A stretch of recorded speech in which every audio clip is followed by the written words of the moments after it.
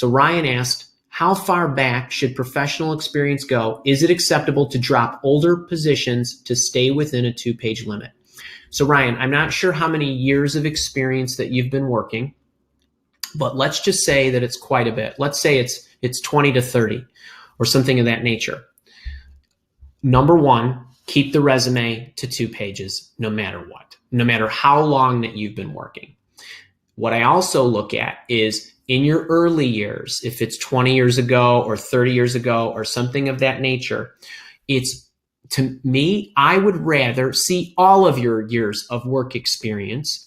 But as you go back to the beginning, perhaps as you got out of high school or college or whenever you started your job, start to condense the amount of text that you're expending on those early years. So for example, I spent 10 years in my first job at a consulting company. It was Anderson Consulting. It's now Accenture.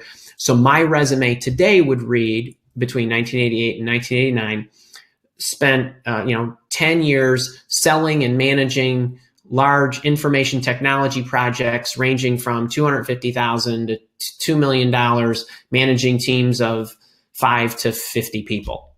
Boom, one sentence, and it takes up that much real estate, and it's at the bottom. Now, that's a luxury because I had a 10-year first run.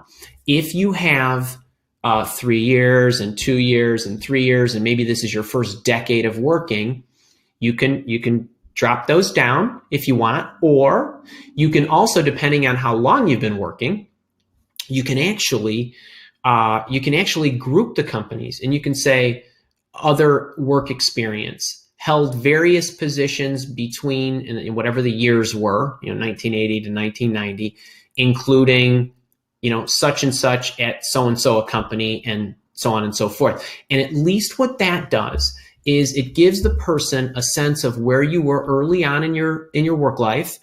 It also shows that you're showing your complete history.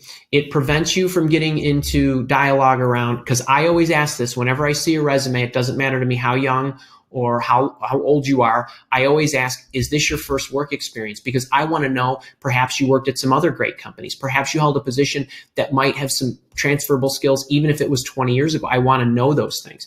Most people say, oh, it only matters for the last 10 or 15 years, but I don't think so. I think that a lot of things that you learned early on can be transferable and should be noted and should be included on the resume.